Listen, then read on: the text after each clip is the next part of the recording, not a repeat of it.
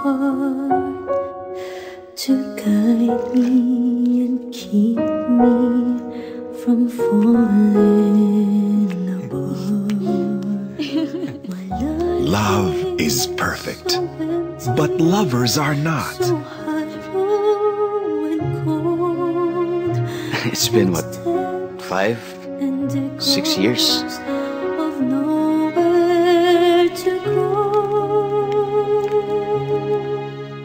Meron na akong anak. May sakit siya. Kailangan niya ng tulong ng tatay niya. How can something so right seem wrong? Kung magkakaroon ng kapatid si Bocho, sa kanya natin kukunin ng bone marrow. You have 2 options. One is in vitro fertilization. Paano kung hindi mag-work ang in vitro? That leads us to the second option, the natural way. How can something so wrong seem right? Huwag mo sanang isipin na nanggugulo ko sa inyo kasi kailangan ko lang kasi talaga yung tulong nyo ngayon eh. Hindi. Hindi ka makakagulo. Kung ang kukunin mo lang naman ay yung kailangan mo. Love knows no right or wrong. What I find totally unbelievable is you're actually considering this. How can you even say no to a mother with a dying child? At sa asawa mo na noon pa lang gustong-gusto na magkaroon ng anak pero hindi ko yun mabigay sa kanya. Baka mamaya yung batang bubuhayin mo ay mismong papatay dyan sa pamilya mo. But lovers know love has consequences. Bocho!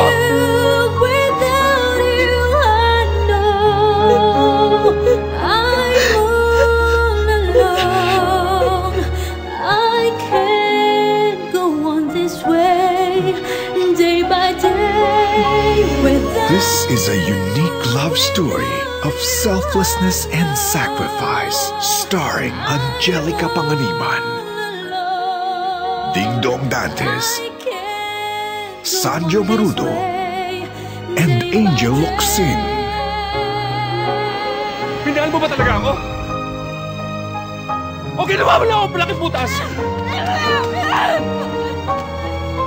Mahal kita. Pero mas mahal ko ang anak ko. Bakit pakiramdam ko kaya hindi ka kumukontra? Dahil gusto mo rin naman ito mangyari. Gusto ko. Tingin mo gusto ko? Tumigil ka. Tumigil ka. Shut up! Ang pera natin, hindi basta-basta mauubos. Pero ang pasensya ko, konting-konti na lang!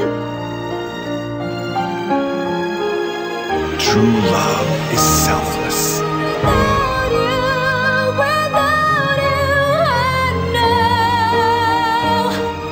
True love is worth one more try. Kahit isang gabi lang. Pahiram ng asawa mo. A film by Ruel Santos Bayani.